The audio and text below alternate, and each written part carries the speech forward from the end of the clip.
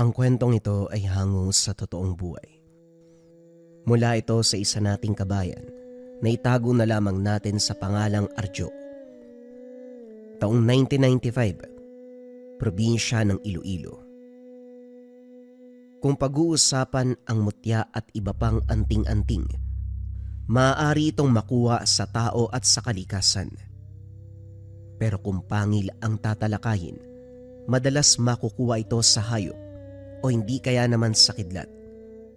Kaya nang malaman ni Arjo kung saan nagmula ang mutya ng kanyang ama, hindi makapaniwala sa nasaksihan. Ito ay nagmula sa isang purong aswang na kung tawagin ay gabunan. Nakita na rin ng binata ang itsura ng pangil. Wala namang pinagkaiba sa ordinaryong ngipin. Mapapansin lamang ang taglay nitong lakas. Bukod dito, kung magkakamali sa paghawak, posibleng masugatan dahil sa tulis. Ang sabi naman ni Tatay Lorenzo, kung hindi maaagapan pwedeng magsanhi ng pagkayanggaw. Kakaiba ang mutyang ito dahil sa nangangalaga lamang nakikinig. Isang gabi nagpaalam na umalis ang ama. Alam ni Arjo sa kanyang sarili na may tutugisin na naman ito. Gusto niyang masaksiyan ang gagawin kaya pinili niyang sumunod sama. Kaso nga lang, nahinto ng masipat ang isang babae. Naguguluhan habang nakamasid. Madilim na kasi ang lugar. Sa kakauyan piniling tumambay ng dalaga. Lalampasan na sana ni Arjo pero tinawag siya nito. Sandali, pwede bang tulungan mo ko? Hindi ko kasi alam yung daan eh.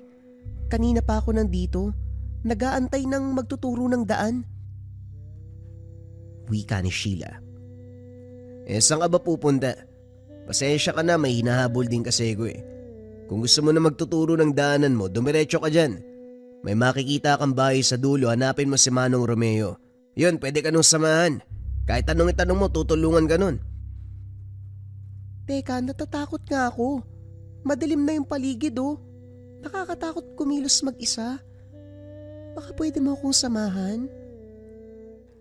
Hindi nagustuhan ni Arjo ang inasta ng dalaga. May nahihimigan na panlalandi. Bagay na pinandidirian. Natatakot kang lumakad papunta sa bahay ni Mang Romeo pero nakatambay ka dito. Ano bang utak yan oy? Huwag ka mag-inarte, kasalanan mo yan ha. Gagala-gala ka ng hindi alam kung saan dadaan. Peperwesyuin mo pa yung ibang tao. Ang sungit mo naman, nagpapaturo lang eh. Hindi na ito pinakinggan ni Arjo. Dali-daling binaybay ng binata ang dinaanan ng amain. Kaso nga lang hindi na ito naabutan. Pinaghampas sa mga halaman sa inis. Maya-maya pa natigilan nang makaramdam ng presensya. Lalong nadagdagan ng inis nang mapatitig sa babae. Hinarap ito at muling kinumpronta. Hoy, sinusundan mo ba ako? Hindi ko nagawa yung dapat kong gawin dahil sa'yo ah. Ako pa ang sinisi mo, nagtatanong lang naman ako. Hindi ko naman inaasahan na mawawala ako eh. Ang sungit mo, sayang yung itsura. Hulaan ko, hindi ka nawawala ano. Naghahanap ka lang ng guguluhin mo. Walang matinong babae na lalabas ng ganitong oras. Baliw ka yata eh. Nag-iwas ng tingin si Sergio. Sinusuri ang magkabilang direksyon. Nagbabaka sakali na masipat ang amain. Sa kalagitnaan natigilan ng may marinig. Halinghing na parabang nagbula sa mabangis na hayop. Napalunok ang binata dahil nasa likuran ang nilalang. Maya-maya pa dama ang pagpulupot ng makakapal na buhok sa binti. Unti-unti itong umakyat hanggang sa makamay.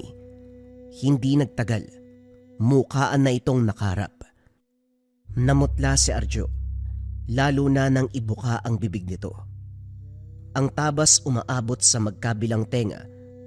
Bumalandra ang matutulis na ngipin at dilang napakahaba. Lalong kumapal ang kumapit na buhok. Hinihila siya palapit sa bunganga. Sa puntong ito, tanggap na rin ng binata ang kahihinatnan. Sa sitwasyon ngayon, wala nang makakatakas sa sandaling atakihin ka ng nilalang. Napapikit matapos bumagsak sa lupa. Pagtingin biglang nangisay ang aswang. Isa itong babae pero hindi makilala ang itsura. Gayunpaman malakas ang kutob ni Arjo na ito ang nakausap niya kanina. Paano ka napunta rito? Imposible naman na hinugot ka ng aswang sa bahay tapos dinala dito. Pasensya na ho kayo, tay. Gusto ko lang sanang sumunod sa inyo. Alam kong nagpaalam kayo na pupunta kung saan. Pero alam ko rin na manunugis kayo ng aswang, gusto ko lang sanang manood. At bakit ka naman susunod at manonood? Alam mo na pala na may tutugisin eh. Aswang ang makakalaban. Sana nag-iisip ka na hindi ligtas. Ay naku, umuwi ka na. Mauna kang umuwi. Didiretso na ako sa lakad, huwag kang babagal-bagal, dalian mo. Kumaripas ng takbo ang binata. Hindi na lumingon pa. Habang mag-isa sa tahanan, sinuring mabuti ang sarili. Nakahinga dahil walang pinsala ang katawan. Bukod pa dito, hindi na iwasang isumpa ang babae. Sinasabi ko na nga ba eh. Una pa lang alam kong may kahina-hinala na sa babaeng yun. Mabuti na lang malakas ang pandaman ni Tatay Lorenzo. Patay ka tuloy. Pagdating ng kanyang ama, sunod-sunod na katanungan ang sinabi. Matyaga naman sa pagsagot si Tatay Lorenzo. Tuwang-tuwa, habang kausap pero hindi makakaila ang kilos ng matanda. Mapapansin ang panghihina, pero pinipilit na umaaktong normal. Nang makatulog na ito, hindi naiwasan ni Arjo na pagmasdan. Payapa ang pagmumuka, subalit mababakas ang pasanin na tila ba matagal nang itinatago. Sa katunayan, pangalawang asawa na ito ng ina, matapos iwan para sumama na naman sa ibang lalaki. Bumalik sa probinsya at ito ngayon itinuloy ang pagiging manunugis. Siya naman na wala ng ibang mapupuntahan, sumunod at nagpaampon. Hindi man magkadugo, tunay na mag-ama ang turingan. Nang malaman na nasa larangan, minsan nang kinausap para magpaturo. Kaso nga lang hindi to pumapayag. Hindi sapat ang kanyang rason na gusto lamang malaman ang kaalaman, na gusto lamang matutunan ng walang malalim na dahilan. Hindi maunawaan ng binata kung ano ang ibig sabihin, kaya hindi na lang din nagpumilit. Ilang taon din silang nanirahan sa iisang bubong, kasama pa dati ang ina. Kilala ni Arjo ang amain, maalaga sa katawan at kalusugan, ni minsan hindi ito nagkaroon ng malubang sakit. Pero parang rumisulta na ang walang sapat na pahinga magmula nung bumalik sa larangan. Halos gabi-gabi lumalabas para lang makipagtagisan sa iba't ibang halimaw.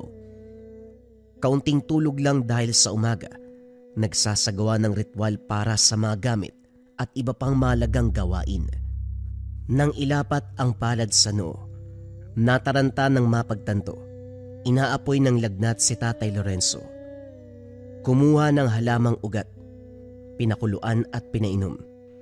Pinatungan na rin ng bimpo ang noo. Sa napapansin ni Arjo, sa halip na humupa ang kalagayan, lalo pang tumaas ang lagnat. Nanginginig ang amain, hindi makausap. Tumirik ang mga mata, hindi pa mawakan dahil parang nag-aapoy sa lagnat. Nataranta ang binata at hindi malaman ang gagawin. Humingi ng saklolo sa kapitbahay pero dahil disoras na, walang sumasagot sa kanya. Bumalik si Arjo. Sa puntong ito, nanlumo nang makitang naliligo sa sariling dugo ang ama. Dumagdag sa pagtataka ang mutya na nakatarak sa leeg na siyang kumitil sa buhay nito. Batay sa bakas ng paligid, may pares na mga paa. Labas-pasok. Dali-daling sinuri ang lugar pero wala nang naabutan. Si Mang Gringo, kapatid ni Tatay Lorenzo, sumugod sa tahanan matapos mabalitaan ang nangyari. Si Arjo ang napagbuntonan. Sinisi ang binata sa pagkamatay. Nagpaliwanag si Arjo, subalit para sa matanda siya ang may kasalanan. Walang imik ang dalawa sa kasagsagan ng burol hanggang sa nailibing.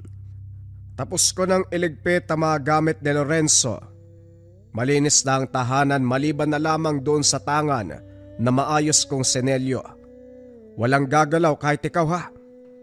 Nga pala, hindi ka naman kaano-ano ni Lorenzo, kaya ano pang ginagawa mo rito? Napalunok Sergio. Nagdadalawang isip na sumagot.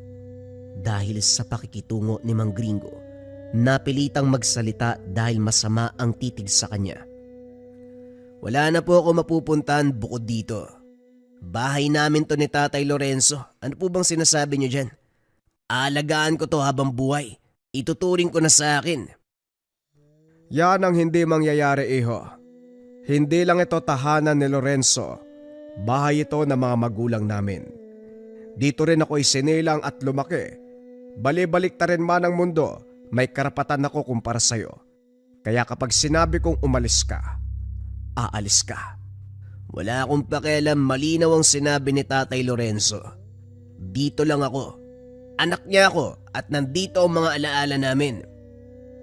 Kailanman hindi nagkaanak ang kapatid ko.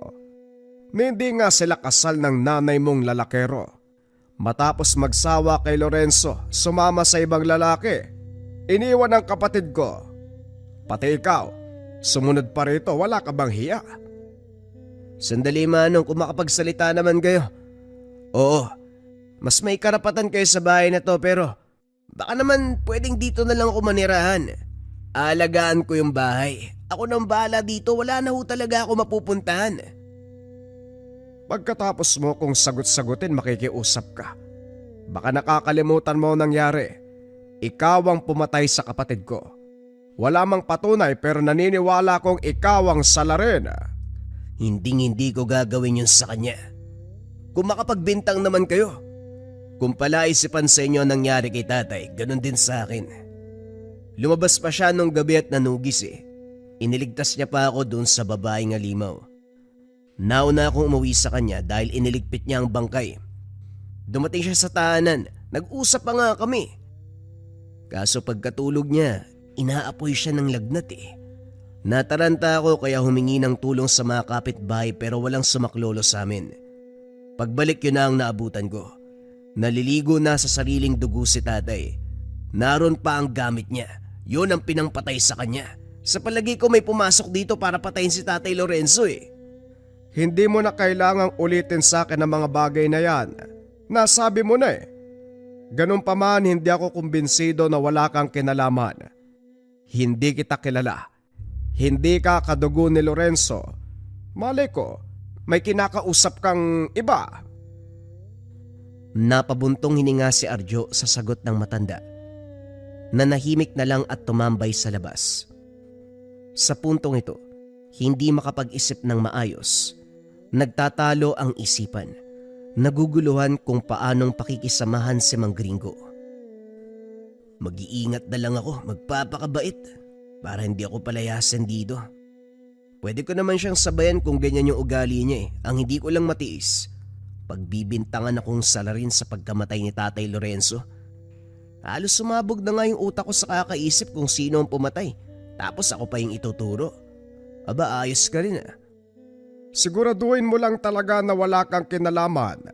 Dahil sa oras na malaman ko, patawarin ako ng amang may likha sa magagawa ko sa'yo.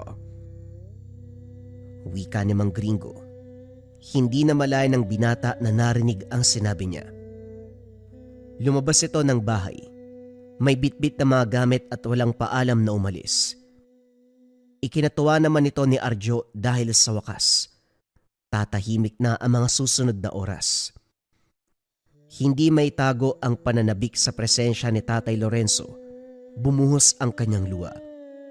Kung dati puno ng mga kagamitan, ngayon mesa at higaan na lamang ang natira. Buntong hiningang naupo sa papag. Sumagi ang kaganapan noong gabi. Malinaw sa alaala, imahe ng yumaon na nakandusay sa sariling dugo. Inisip ng mabuti ang napapansin sa paligid bago ang kaganapan. Dito lang napagtanto na habang inaasikaso, may anino na daan ng daan sa labas. Naroon din ang kakaibang amoy. Samyo na nagtataglay ng nakasalamuhang halimaw. Nang matuklasan ito, dali-daling lumabas. Sumakto naman ang pagkakataon, nakabalik na si Mang Gringo. Manong, alam ko na nangyari. May umaaligid na aswang ng mga oras na yun. Kaparehong-pareho yung samyo, yung amoy. Yun ang kaengkwentro namin nung gabi, sigurado ko. Ganon ang amoy niya. Oy, wag mo nga akong niloloko. Anong pakulo yan? Naghahanap ka lang ng rason para makatakas. O sige, kung may aswang ng mga oras na yon, ilarawan mo. Sabihin mo sa akin ang muka, ang kulay ng mga mata, lahat-lahat detalye mo. O ano, bakit parang tahimik ka? Hindi ka makasagot dahil nagsisinungaling ka. Hindi nakaimik si Arjo. Maging siya hindi alam kung paano sasagutin ang tanong. Anino lang naman ang napansin ng mga oras na yon. Literal na figurang itim. Kung hindi umaalingasaw ang samyo, iisipin ng mga taong dumaraan, hindi aswang. Makaraan ng ilang sandali, muling nagsalita si Mang Gringo. Arjo, sige, papaniwalaan kita. Isipin ko na nagkamali ako sa pagpaparatang. Pero may kailangan kang gawin para sa akin. Papalitan mo si Lorenzo bilang manlugis. Ikaw ang mangangalaga sa mutya, ang pangil ng gabunad. Nanlaki mga mata ng binata. Hindi inasahan ang sinabi ng matanda. Hindi makapag-usisa. Dali-dali itong pumasok ng kabilang silid. Siya naman, naiwang napapaisip. Nasagot lahat ng katanungan pagsapit ng kinabukasan. Inilahad ang pangil ng gamunan. Kasama rito ang iba pang gamit katulad ng buntot pagi, langis, libreta ng mga orasyon. Maayos itong inilatag ni Mang Gringo. Hindi pwedeng mawi sa wala ang sinimulan ni Lorenzo. Ikaw na rin ang nagsabi na itinuring kanyang anak. Kaya naman gagamitin natin ang pagkilalang yan. Magmula sa araw na to, ikaw ang susunod sa yapak niya. Hindi ka pwedeng umayaw. Makikinig ka sa lahat ng sasabihin ko. Teka, sandali lang naman po kung ganun. Mapapalaban din ako sa mga aswang. Aralin ko ang mga kaalaman para paganahin ng gamit. Ako nga hawak sa pangilang gabunan, bakit naman ako? Oo, itinuring akong anak ni Tatay Lorenzo pero ano? Sa naririnig ko mula kay Lorenzo, minsan ka nang nakiusap sa kanya na turuan. Tapos ngayon aayaw ka. Pagkakataon mo na ito, buhayin mo uli ang pagiging interesado sa larangan. Wala nang papalit pa. Ikaw lang. Pero nandyan naman po kayo kung tutusin mas matimbang ka kasi kapatid po kayo eh. At saka, sa edad nyong yan, sigurado ako marami kang alam sa larangan.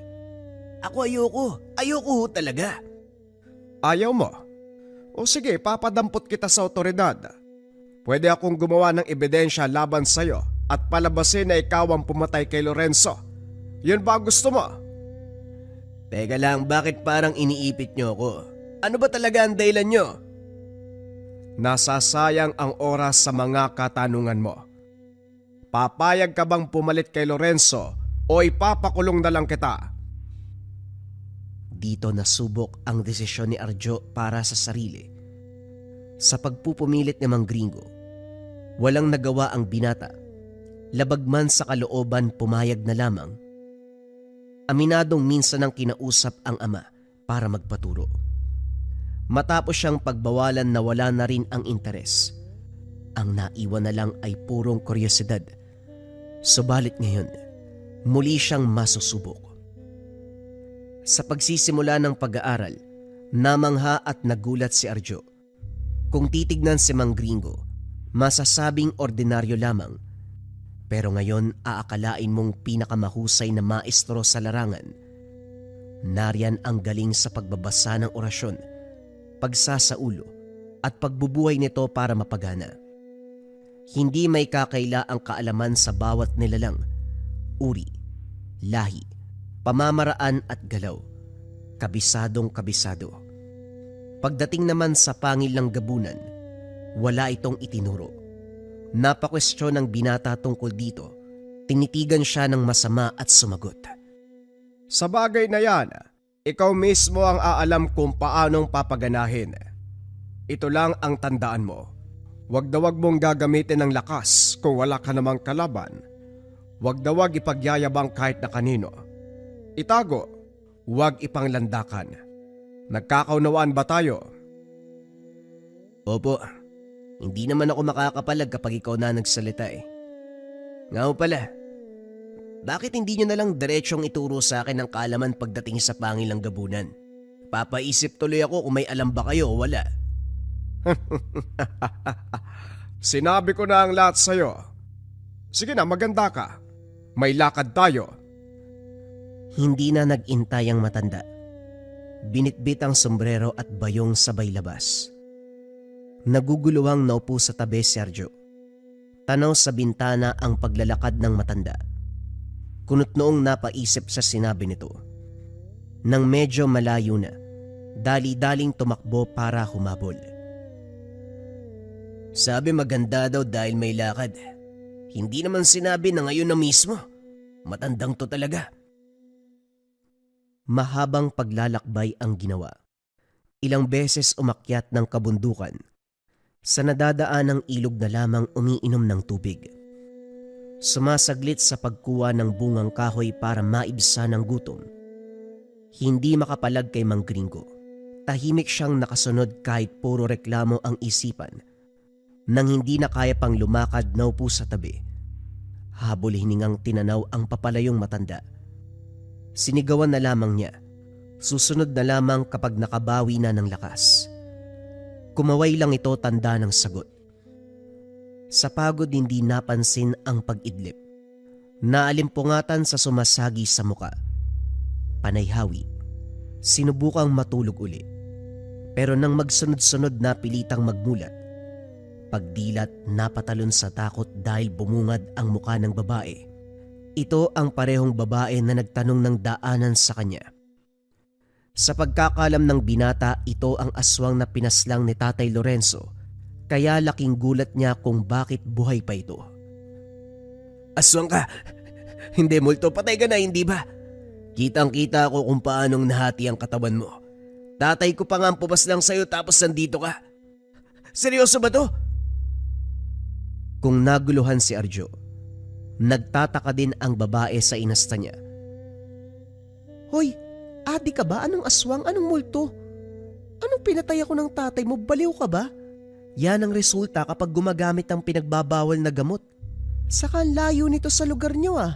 Anong ginagawa mo dito? Hindi mo ako madadaan sa ganyan. Kilala kita. Kilalang kilala, isa kang aswang. Yung nilalang na may napakalaking bibig, makapal ang buhok, nanlilisi ka mga mata, basta yung pangit. Subukan mong lumapit, mapapatay talaga kita. Ilang buhay ba meron ka? Papatayin ko lahat. Hoy, anak ng demonyong ligaw. Huwag mo nga akong pinagsasalitaan ng ganyan, matatamaan ka sa akin.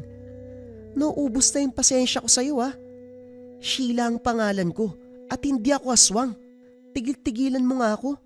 Baka yung pag-idlip mo kanina, maging mahabang pagtulog kapag tinuluyang kita. Natauan si Arjo nang ihanda ng babae ang mga kamao. Maya-maya pa walang pasabi na sumugod. Direkta ang pagtama ng kamao sa muka, dahilan ng pagkaimatay. Nagising ang binata sa loob ng maliit na silid, puno ng maalikabok na gamit. Nariyan pa ang mga damit na nakasampay kung saan-saan. Masyadong magulo ang lugar kaya mahirap buksan ang pintuan. Paglabas, nasipat si Mang Gringo at babaeng si Sheila. Maya-maya pa sumali ang isang matanda. Uugod-ugod, pero mabilis naman ang pananalita. Hindi muna siya nagpakita. Minabuting makinig ng usapan. Masyadong maaga ang pagkamatay ni Lorenzo. Kaya kinakailangan may pumalit sa kanya. Hindi siya nag-iingat.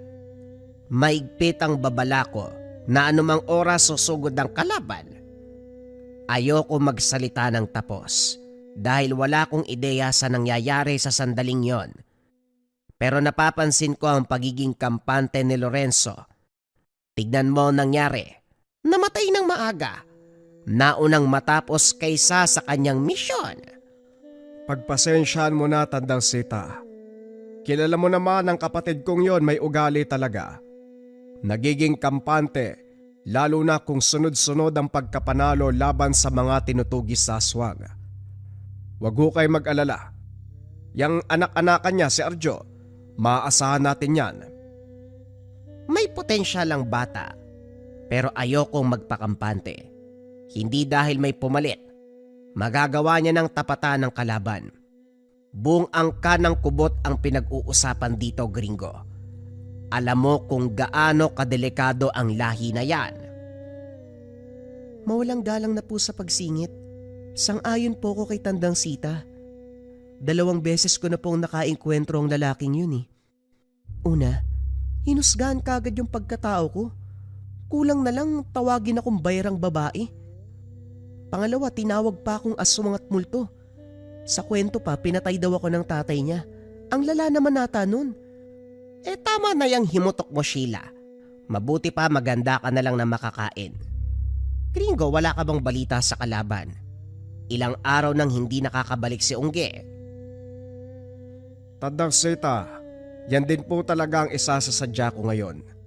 Si Ungge, inilibing na po. Namatay siya 1 araw bago na mayapa si Lorenzo. Kumikilos na talaga sila. Iniisa-isa tayo. Ano sa tingin niyo ang dapat nating gawin? Nandito na si Arjo. Pwede nating ipadala ang binata sa lungga nila para magkaalaman. Ang plano mo ba? Gawing pain ng binata? Tutol ako dyan, gringo. Dalisay ang puso ng binata. Handa siyang tumulong kapag kinakailangan. Nararamdaman ko yon. Huwag nating samantalahin. Pagplanuhan natin ang maayos. May oras pa po ba tayo? Kumikilos na sila. Dinala ko na ang binata rito dahil nangangamba ko na baka biglang salakayin. Nasa kanya ang tangan. Kumpara sa kubot, mas malakas ang gabunan. At kahit pangil lang yan, alam natin na malakas pa rin ang bisa. Huwag ka masyadong magpadala sa damdamin mo. Nauunawaan kong nasaktan ka sa pagkawala ni Lorenzo. Ako din naman. Pero tandaan mo, kailangang maging kalmado. Tayo ang malalagot kapag pinairal ang emosyon. Silipin mo ang binata. Kapag gising na, kakausapin ko. Dali-daling bumalik ng kwarto si Arjo. Nagtulog-tulugan, kaso hindi madadaan sa pagkukunwari si Mang Gringo. Napilitan sa pagbangon, humarap kay Tandang Sita. Matalim ang titig ng matanda na parabang sinusuri ang bawat detalye ng pagkatao. Hindi lang yan. Bigla nitong kinuha ang kamay at walang pasabi na sinugatan. Hiniwa ang palad. Napangiwi nang pinakuyom ang pangilang gabunan. Sinabayan ng pagsambit ng orasyon. Maya-maya pa unti-unting nawala ang kirot. Maiksing orasyon pero sapat na para magkaisa ang mutya sa pagkatao mo. Arjo, magmula sa araw na ito, kakampi ka namin. Ikaw ang magsisilbing kapalit ni Lorenzo. Asahan mong mapapadalas ang pakikipagsapalaran mo sa mga aswang. Huwag kang mag-alala, nandito naman kami. At isang lahi lang ang kalaban natin. Gayunpaman, kinakailangan mapanatili ang pagiging alerto sa lahat ng oras. Gringo, asahan ko mapagkakatiwalaan ng batang ito kagaya ng sinabi mo. Huwag po kayo mag-alala, Tandang Sita. Malinaw sa batang ito na pag-usapan namin sa bahay pa lang. Subukan niya maging mangmang, siguradong may kalalagyan siya sa akin. Napalunok na lamang si Arjo. Hindi man nabigyan ng pagkakataon na makapagsalita. Naunawaan ang takbo ng usapan. Inisip na lamang na para ito sa ikabubuti ng lahat. Walang reklamong maririnig mula sa binata. Sa oras ng pagpaplano, nakikinig at tinatandaang mabuti ang bawat detalye.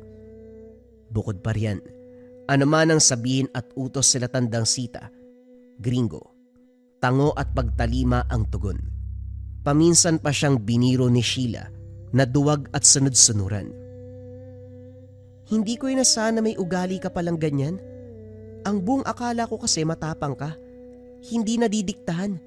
Pero tignan mo ngayon, oh. Hindi ka nga makapalag. Pinili kong manahimik dahil naiintindihan ko ang punto ng plano. Para na rin kay Tatay Lorenzo. Nga pala, hindi pa rin malinaw sa akin yung nangyari sa gabing yun. Hindi ba talaga ikaw yung aswang? Eto naman, tapos na tayo sa usapang yan. Hoy, isa na lang, malilintikan ka talaga sa akin. Sinabi ko sa'yo na hindi ako aswang. Kung oo man, malamang matagal na akong patay. Para sa kalaman mo, retiradong manunugi si Tandang Sita. Pinuno yan ng grupo ng mga antingero at magbumutya. Natigil lang sa isang problema. At yung problema na yun, yan pa rin ang kinakarap natin hanggang sa ngayon. Oh, nandito na tayo. Malaya ka nilang malalapitan dahil nilagyan ka ng sabulag ni Tandang Sita. Tandaan mo, huwag kang magpapalata. Umakto ka ng normal. Makipagsabayan ka lang sa kanila. Hanggat hindi ako nagbibigay ng hudyat, wala kang gagawin. Wika ni Sheila. Nauna ito sa paglalakad. Naroon sila sa maliit na pamilihan. Ayon sa sinabi ni Mang Gringo, madalas dayuhin ng kubot ang lugar. Mga babae ang lahi nito. At sa sitwasyon pa lang ngayon, natutukoy na ng binata kung sino ang normal na tao at kung sino ang mga aswang. Ganun pa man, sinunod niya ang bilin ni Sheila. Hindi na kailangan pang magpakahirap para makaagaw atensyon. Sa pisikal at dating ni Arjo, pasadong-pasado na. Papalapit pa lang siya. Marami nang nakatingin. Sinamantala ng binata ang pagkakataon. Ang punto sa lakad na ito, mahuli ang kubot na nagtatangan ng malakas sa bertud. Kapag nakuha ang bato, ito ang maghahatid sa kanila sa pinagtataguan ng pinuno nila. Nakipagsabayan si Arjo. Pumipili ng mga bagay-bagay. Nakipag-usap. Nakipagkwentuhan. Nilalabanan ang pandidiri nang maglikot ang kamay ng babae. May lahi ito. Malagkit ang titig. Dikit ng dikit. Dinadaan sa landi ang motibong pambibiktima. Nang hindi na makayanan, dinala ito sa masukal na bahagi at walang pasabing tinapos. Pangil ng gabunan ang ginamit sa pamamaslang. Isang tarak sa leeg. Nalagutan ng hininga. Anong ginawa mo, Arjo? Hindi ka ba nag-iisip? Bistado na tayo. Kapag ang mga kubot may sadya sa lugar, konektado silang lahat. Ano man ang mangyari sa isa, alam na ng lahat. Tignan mo yung sitwasyon natin ngayon, oh. Napapaligiran na tayo. Dito naunawaan ni Arjo ang kaganapan. Maigit kumulang 10 ang nakapaligid. Maigpit ang kapit sa pangil. Alisto na rin si Sheila. Handa nang makipaglaban. Hinila niya ito patungo sa likuran at siya ang humarap sa mga kalaban. Sige, lumapit kayo. Sumugod kayo nang matulad kayo sa babaeng to. Dali! Lumapit kayo, magsabayan tayo! Namayani ang katahimikan na may halong banta. Kaso lang salip na sumugod, kinuha ang katawan ng kasama at dahan-dahang umalis. Hindi hinayaan ni Arjo. Hinabol ang isa na siyang may hawak ng bertud. Dito na nagkaroon ng sagupaan. Nanlaki ang mga mata ng binata. Bubuelo pa lang sana pero tumilapo na. Masyadong mabilis ang buhok ng kalaban na siyang ginagamit sa pag-atake. Maigpit ang hawak na anumang oras mababali ang buto. Hindi lang yan, labas-pasok na rin sa butas ang mga buhok. Sa ilong, bibig at tenga. Hindi basta-basta napuputol ng anumang patalim. Mabuti na lamang nagdala ng langis si Sheila. Matapos isaboy doon lang siya nakaligtas. Matagumpay na nakuha ng dalaga ang bertud. Nanlaban muli ang aswang para mabawi ang gamit. Kaso hindi ito pinayagan ni Arjo. Inosalang dasal sabay sugod. Sa puntong ito, wala nang takas. Pagkatapos isaksak ang mismong pangil hindi nakakilos. Dilat ang mga matang bumagsak. Nagulat pa si Arjo ng pugutan ng ulo. Kailangan pa ba talagang pugutan ng ulo? Patay na yan ah. Kaunting respeto naman sa nilalang. Ikaw ba kapag pinatay ka, papayag kang putulin ng bahagi ng katawan? Hindi pwedeng maawa sa ganitong usapin, Arjo. Hawakan mo to. Huwag mong papakawalan. Wika ni Sheila. Hinatid lang ito ng tanaw habang hinihila ang bangkay. Naupo sa tabi ni Arjo. Nakatingin sa dalaga ang mga mata. Samantalang nakaapak sa pugot na ulo ang paa. Maya-maya pa, napaigtad ng biglang pumulupot ang buhok. Pagtingin, nakangisi ang halimaw. Napasigaw sa gulat. Dito sinaksak ng sinaksak hanggang sa nadurog ang bungo. Habol hiningang dumistansya. Sabi ko sa'yo, hawakan mo mabuti. Niligpit ko na ang katawan. Babalutin ko ito at ipapadala sa lungga nila. Magsisilbing babalayan. Dalian mo na nga dyan. Mapapasabak pa tayo sa aktol na laban. Hindi pa ba laban yung nangyari? Enkwentro na rin to ah. Ano pa bang laban yung sinasabi mo? Wala namang sinabi si tandang-sitang ganyan ah. Lumilipad yata yung isip mo habang nag-uusap eh. Hindi lang bertud ang kukunin natin ngayon. Lulusubin natin yung lungga ng kalaban. Isang lakad na lang yung gagawin natin. Kaya siguraduhin mong nasa maayos kang kondisyon. Wala nang atrasan to. Laban na kung laban. Teka, nagdadalawang isip ka ba? Ano, sasama ka ba o hindi? Sandali lang, bakit parang napakatapang mo? Hindi ka rin nahihirapan sa pakikipaglaban. May tangan ka ba? Wala akong tangan. Malakas lang ang loob ko at may kaunting kaalaman. Kaya bukod sa pakikipaglaban mo, ingatan mo rin ako. Kunot noong tumitig si Arjo sa dalaga. Hindi na rin siya nakapag-usisa dahil sunod-sunod na ang banta sa paligid. May makapal na buhok na humagupit. Si Sheila na hindi napansin ay nahulog sa bangin. Muli ring umahon matapos iangat ng mismong buhok. Sa likuran bumungad ang halimaw. Bukod dyan ay may isa pang matanda. Dalawa na lang ang natira sa mga anak ko. Pinaslang niyo pa ang isa. Sino ka ba, binata? Sino kayo para pagkainteresa ng tanga namin? Hindi lang ito simpleng interes, manang. Sinadya namin yan para kunin. Dalhin kami sa orihinal na nagmamay-ari. Teka, aktibo ang bertud ah. Kung ganon, ikaw ang nagmamay-ari nito. Tama ho ba? Tama ka. Pero sagutin mo ako, kanino kayo nagsisilbi? Anong kaalaman nyo sa bertud? Tumingin si Arjo kay Sheila, nakasalukuyan pang pinapaluputan ng buhok. Nang mapansin ito ng matanda, inutusan ang halimaw na ibaba. Nagmamadali sa paggapang ang dalaga, inalalayan naman ang binata. Hinahanap namin ang pinuno na makubot na siyang responsable sa pagkamatay ni Lorenzo, Unggi at iba pa naming kaanib. Nagbago ang reaksyon ng matanda. Napakuyom na mga kamao. Nagdilim ang muka. Kampon kayo ni Sita. Ako na magsasabi, nagkamali kayo ng inaakala. Hindi ako ang kalaban dito. Mas mabuti sigurong kilalanin nyo si Sita nang malaman nyo ang totoong kaganapan. Teka, ikaw ang pinuno, hindi ba? Tapos hindi ikaw yung kalaban. Nagkakamali kami. Palagay mo sa amin, Mangmang. Hindi mo kami madadaan sa ganyan. Ilang taon na kayong minamanmanan ni Tandang Sita. Halos ubusin nyo mga kasama niya. Walang ibang kalaban dito kung hindi ikaw. Hindi na ako magtataka kung yan ang sinabi ng babaeng yun. Sa ugali niya, malamang nagawa ng paraan para baliktarin ang kwento. Noon pa man ako na ang palaging pinagdidiskitahan. Nagtitimpi lang ako alang-alang sa nasasakupan.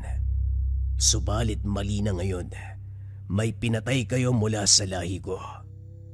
Nararamdaman ko sa inyo ang kabutihan. Kung hanap nyo talaga ay laban, bumalik kayo kay Sita at simulan nyo ang pagkilatis sa kanya. Papalagpasin ko ang pagkakataon na ito. Halatang wala kayong alam sa tunay na kaganapan. Nagkatinginan si Arjo at Sheila. Sa punto ito naguguluhan kung ano nga ba ang totoo. Gayunpaman, nagkasundo ang dalawa. Bumalik sa tahanan ni Tandang Sita para pag-aralan ang kilos ng matanda. Hindi ko alam kung tama ba yung ginagawa natin, Arjo. Pero dahil sa sinabi ng kubot, pati ako nagdududa kay Tandang Sita eh. Siya ang nag-alaga sa akin nung araw na iniwan ako ng mga magulang ko. Pero kung siya man yung masama dito, hindi ako magdadalawang isip na kumontra. Wika ni Sheila. Maging si Arjo hindi na alam ang ikikilos. Ang sinabi nila sa matanda, hindi natagpuan ang kubot na nagtatanga ng bertud. Makikita sa reaksyon ang galit. Hindi maunawaan ang emosyon. Bagay na ngayon lang napansin ng binata. Habang tumatagal, dito nila napagtanto na may kakaiba sa kilos ng matanda. Sa tahanan nito nanatili si Arjo at Sheila, alinsunod na rin sa kagustuhan. Tuwing sasapit ang hating gabi may ginagawang ritual. Patago ang galaw. At sa napapansin ng binata, para bang nababawasan ang lakas ng mutya. Maging siya, nakakaramdam ng panghihina. Isang gabi umalis ito ng tahanan. Sinundan nila at dito natuklasan ang tinatagong katauhan. Hindi lang ito dating pinuno ng manunugis. Isa rin itong kampon ng kasamaan dahil ang ginagawa ngayon, isang ritual kung saan ninanakaw ang lakas ng mga mutya. Hindi lang yun, may bihag siyang malalakas na aswang, antingero, maging ang enerhiya ay kinukuha rin.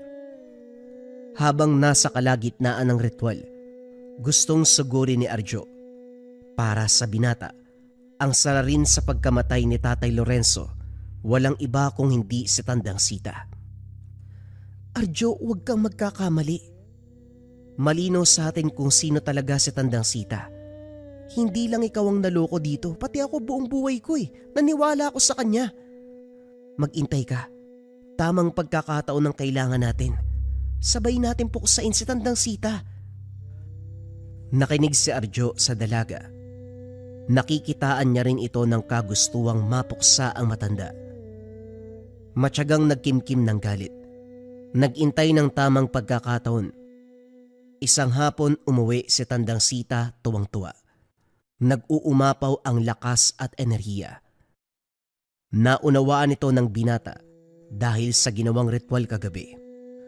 Kaarawan din kaya nagpa siyang maganda. Dumating din si Mang Gringo na siyang nagluto ng mga putahe. Nang nasapag na ang lahat, matapos ang kwentuhan sa buhay-buhay, napag-usapan ang tungkol sa mga kubot. Hindi na ako makapag-intay.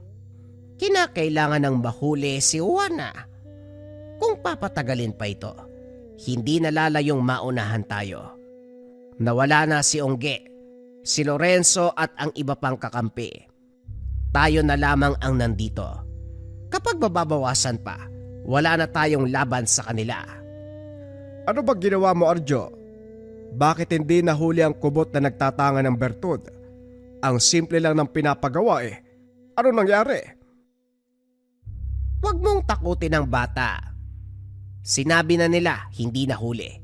Hindi mo masisisi dahil masyadong maingat ang kubot, lalo na pagdating kay Juana. Hayaan mo. Hindi makakalayo sa atin ng mga yan. Mag-ingat lang tayo.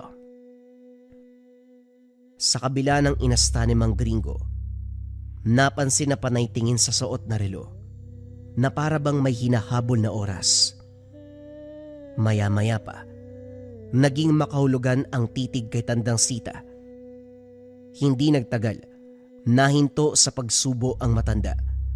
Sinuri ang pagkain. Huli na nang mapansing may lason. Nang tumingin kay Mang Gringo, walang pasabi na sinaksak. Maagap lang kung kaya't nasalo ang patalim. Dito na alerto si Arjo. Malinaw sa kanya ang nangyari. May tagong galit si Mang Gringo sa matanda. Humugot na rin siya ng patalim at tinutok kay Tandang Sita. Kinapa ang bulsa. Subalit laking gulat dahil wala na ang pangil. Huling napagtanto, may nakatutok sa leeg. Walang iba kung hindi ang pangil. Napabuntong hininga. Inakala pang kakampi si Sheila. Yung pala ay kalaban din. Hindi kayo magkadugo, pero parang mag-ina kayo. Manang-mana sa ugali ng isa't isa. Ang hilig niyong magpaikot ng tao. Ano bang nangyayari sa inyo? Bakit kayo bumabaliktad? Huwag mo nang ipagkaila. Matagal na ako nagtitimpi sa'yo. Hindi ko na kayang patagalin pa. Kaya nagpasya ako na tapusin ngayong gabi. May nalalaman ka pang kubot na kalaban. Pinaniwala mo si Lorenzo. Pinaikot at nilinlang. Sinamantala mo ang kainaan ng kapatid ko. Pasensya, kasi hindi ako ang tipo ng tao na maluloko. Wala bang nakapagsabi sa'yo na halata sa pagbumuka mo ang kasamaan? Wika ni Mang Gringo. Idiniin ang patalim na nakatarak sa brasong sinangga ni Tandang Sita. Kaso nga lang, dumiin din ang pagkakatutok ni Sheila. Huwag kang magmalinis, Gringo. Ako rin. Akala ko tunay kang kakampi. Sheila, huwag mong bubuhay ng binatang yan kapag may ginawa sa akin ng lalaking to. Mukhang masyado mong inaasa sa dalaga. Wala ka bang sapat na lakas para... hindi pa kasi sumasapit ang tamang oras kaya mahina ka pa. Pero tanda, lilinawin ko lang. Hindi mangyayari ang inaasahan mong lakas. Yung bihag mong aswang at magbumutya, iba ang nakuha mong enerhiya. Hindi makakabuti para sa katawan mo. Napangisi si Mang Gringo na siya namang ikinagulat ni Tandang Sita. Nanlumo. Animo wala ng buto sa katawan. Gayon pa man nakuha pa rin magtawag ng kakampi. Sa hindi inasahan, hindi mabilang na aswang ang nakapalibot. Kinuha niya ang pagkakataon. Inagaw ang pangilang gabunan. Manong marami sila, kakayanin ba natin to? Sandali, may sinasambit si Tandang Sita. Maghati tayo. Sa akin ang matanda, sa'yo mga aswang. Hindi nakapalag si Arjo. Nakipagtuos na si Mang Gringo kay Tandang Sita. Siya naman napilitan na rin kumilos. Halos sabay-sabay ang pagsugod ng mga aswang. Madali lang itumba dahil kapag nasusugatan aatras na. Kay Sheila lang nahirapan. Bukod kasi sa malakas, alistong alisto sa utos si Tandang Sita. Tama talaga ako, isa kang aswang. Ang mali ko lang napaniwala mo ako na mabuti ka. Galing mo umarte kayo ni Tandang Sita. Pero ngayon pasensyahan tayo. Patayan na kung patayan. Nagpatuloy ang pagtutuos. Kanya-kanya sa pag-atake. Dito rin napansin ni Arjo na para bang nakikipagsabayan lang si Sheila. Sumusugod ito pero hindi siya tinatamaan. Umaakto lang na lumalaban. Panay din ang paglingon kina Mang Gringo at Tandang Sita. Nang magawang puksain ng matanda, dito siya bumalik sa anyong tao. Hingal, nangihina, napatitig sa sariling bertud. O wag mo na akong sugurin. Tapos na yung pagpapanggap ko. Ano bang nangyayari? Sino ka ba talaga? Kakampi ka ba o kalaban? Akmang tatagay na ni Arjo nang magsalita si Mang Gringo. Tama na, Arjo. Kakampi natin si Sheila. Kinausap ko siyang magpanggap at magmanman upang malaman natin ang kainaan ni Tandang Sita. Kung walang impormasyon na nakuha niya, hinding-hindi natin mapapatay ang matanda. Lalong tumaas ang pagdududa ko nang mamatay si Lorenzo. Siya rin mismo ang nagkumpirma. Si Tandang Sita mismo ang pumatay sa amain mo. Ang tanging nais niya ay kunin ang pangil na mabuti na lamang hindi nagawa. Kumalma ka na, iho. Tapos na ang laban. Nanlaki mga mata ni Arjo nang bumangon bigla ang matanda. Malubha na ang kalagayan pero nagagawa pa rin kumilos. Pasimple itong sinulyapan ni Mang Gringo. Hinila ang binata at inutusang tapusin. Sa puntong ito, Maigpit ang hawak ni Arjo sa pangil. Walang pasabi na hinagupit ng saksak. Binuhos lahat ng galit, lalo na sa pagkamatay ni Tatay Lorenzo. Walang pumigil, kung kaya't nagpatuloy ang pagpaslang. Maya-maya pa humandusay na lamang. Matapos ng engkwentro, masyadong mabilis ang pangyayari. Si Mang Gringo, hindi na pinag-uusapan ang insidente. Nakatuon ang pansin sa paghahanap buhay. Si Sheila naman ay lumipat ng tirahan. Hindi na nais manatili sa bahay ng yumaong matanda. Si Juana, patuloy na ginagabayan ang nasasakupang kubot. Si Arjo, naiwang napapatanong sa lahat ng kaganapan. Masyadong mabilis para sa binata. Pakiramdam pa, madaling kinalimutan ang pagkamatay ni Tatay Lorenzo. Paminsan-minsan na lang kung dumalaw si Mang Gringo, hindi na tuloy alam ng binata kung ano ang gagawin sa tangan. Sa tuwing itatanong, isasagot ng matanda, "Ikaw ang bahala." At bilang pag-aalaga sa pangalan ni Tatay Lorenzo at pagpapahalaga sa iniwang gamit, tinuloy ang tungkulin. Ginamit niya ang lakas na iniwan ni Tatay Lorenzo, hindi lamang sa pagpuksa ng mga elemento't nilalang. Lahat ng nangangailangan ay tinutulungan niya. Lahat ng mga naliligaw sa gubat. Lahat ng mga binibiktima ng mga nilalang at elemento. Ito ang tinutulungan ni Arjo bilang pag-alala at pagpapasalamat sa nakuha niyang tangan na pangil ng kapunan. Naospital yung mangkukulam matapos magsuot ng kabayan natin ng marahuyo bracelet. Sobrang bilis ng epekto ng marahuyo sa kabayan natin kasi matagal na daw silang ginagambala ng mangkukulam na yun. Sa mga pagsuot, nagrebuelta kaagad yung gamit. Naospital yung mangkukulam. Isa yan sa pinaka-trending na patotoo ng marahuyo bracelets natin, kabayan. Marami pa yan. Marami tayong kabayan na natulungan. Payapa na yung pagtulog nila sa gabi. Madalas kasi doon sila ginagambala. Nagigising ng alanganing oras, may mga nakikitang shadows, anino. Yung iba meron pang pangangati. Matapos masuot yung marahuyo, nawala lahat yon, kabayan. Kasi ang marahuyo natin depende sa espiritual. Kontrakulam, barang, tigalpo, palipadangin, usog, o kahit anong masamang uri ng sumpa. Lagi nyo rin tatandaan, mga kabayan, ang nagpatrend sa marahuyo, rebuelta or sumbalik. Kung naman yung sumpa na ibinigay sa inyo, ibabalik doon sa taong nagbigay. Kung interesado ka sa marahuyo, kabayan, check mo yung yellow basket sa baba or visit mo lang yung shop ng Lika Merchandise. Mag-ingat sa mga scammers.